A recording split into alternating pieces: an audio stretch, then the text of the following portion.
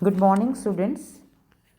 इस वीडियो में मैं आपको साइक्लिक और नॉन साइक्लिक फोटोफॉस्फोराइलेशन में क्या अंतर होता है मैं आपको बताऊंगी।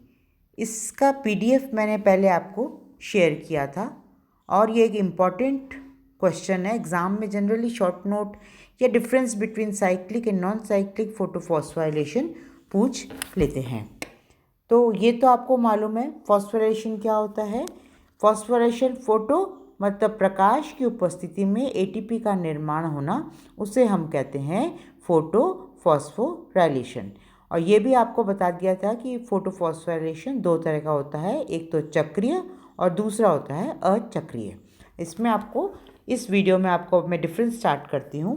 पहला डिफरेंस जो है साइक्लिक फोटोफॉस्फोराइलेशन जो है, इसमें केवल पिगमेंट सिस्टम 1 जो है वो कार्यशील होता है, जबकि नॉन साइक्लिक में आप देखना, आप तो अपने चित्र में भी देखना बाद में कि दोनों पिगमेंट सिस्टम 1 और पिगमेंट सिस्टम 2 दोनों पिगमेंट सिस्टम कार्य करते हैं। सेकंड डिफरेंस आप देखो कि क्योंकि आप नाम से पता चलता है कि चक्रीय मतलब चक्र में होगा, तो इसमें इलेक्ट्रॉन साइक्लिक फोटोफॉस्फोराइलेशन में इलेक्ट्रॉन बंद तंत्र के रूप में गतिशील होता है। इलेक्ट्रॉन जहाँ से निकलता है वापस जो है ट्रेवल करता हुआ पुनः उसी अणु को प्राप्त होता है। मतलब जहाँ से इलेक्ट्रॉन जो है बाहर निकलता है, साइकिल कंप्लीट करके वहीं पे वापस आ जाता है। किंतु नॉन साइक्लिक मतलब साइकिल कंप्लीट नहीं करता। क्लोरोफिल से उत्सर्जित जो इलेक्ट्रॉन होता है बाहर निकलता है, पुनः वो इलेक्ट्रॉन वापस नहीं आता। थर्ड डिफरेंस जो है, अब आप देखिए, थर्ड डिफरेंस है NADPH2 का निर्माण। साइक्लिक में NADPH2 का निर्माण नहीं होता, जिससे कार्बन डाइऑक्साइड अपचयन घटता जाता है। लेकिन जो है नॉन साइक्लिक में NADPH2 का निर्माण होता है और कार्बन डाइऑक्साइड अपचयन जो है वो जारी होता रहता है। फोर्थ डिफरेंस जो है साइक्लिक फोटोफॉस्फोराइलेशन में जल का प्रकाश अपघटन नहीं होता, यानी फोटोलिसिस ऑफ वाटर नहीं होता। इसमें ऑक्सीजन का विमोचन नहीं होता। तो जल का प्रकाश अपघटन नहीं होता यानी फोटोलिसिस ऑफ वाटर नहीं होता, इसलिए ऑक्सीजन का विमोचन नहीं होता। जबकि नॉन साइक्लिक फोटोफॉस्फोराइलेशन में जल का अपघटन होता है, जिससे ऑक्सीजन का विमोचन होता है।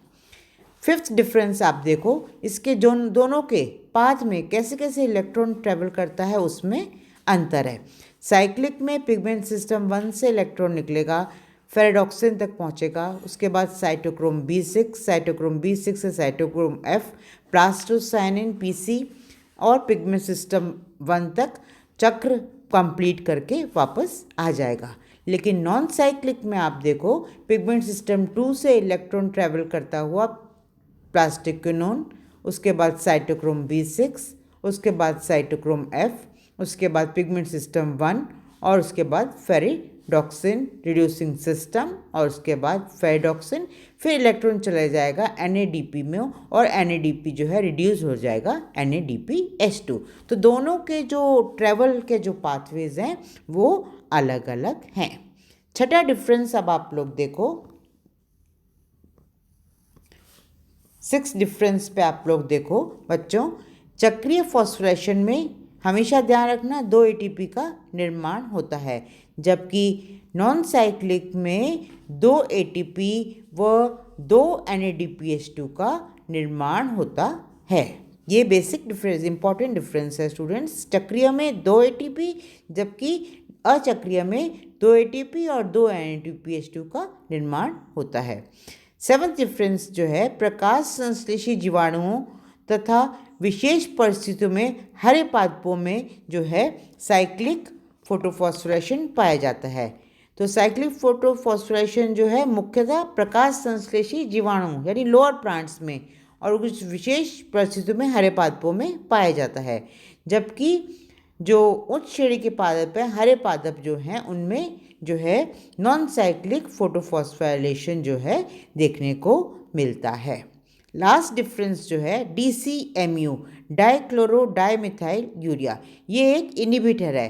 तो ये इनिबिटर अगर साइकिल में प्रेजेंट होगा, इसकी उपस्थिति में जो साइक्लिक फोटोफॉस्फोरेलेशन में अगर ये DCMU इनिबिटर उपस्थित होगा तो साइक्लिक फोटोफॉस्फोराइलेशन पे या इस चक्र पर कोई प्रभाव नहीं पड़ेगा। मतलब इस इनिबिटर का साइक्लिक फोटोफॉस्फोराइलेशन पर कोई प्रभाव नहीं पड़ेगा। जबकि अगर ये इनिबिटर DCMU अगर नॉन साइक्लिक फोटोफॉस्फोराइलेशन साइकिल में होगा तो इसकी प्रेजेंस से नॉन साइक्लिक फोटोफॉस्फोरेशन जो है वो बंद हो जाएगा। तो बच्चों, ये तो थे बेसिक डिफरेंस जो साइक्लिक और नॉन साइक्लिक फोटोफॉस्फोराइलेशन में, और एग्ज़ाम में ये क्वेश्चन कितनी बार आ जाता है।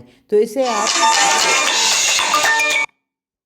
Thank you low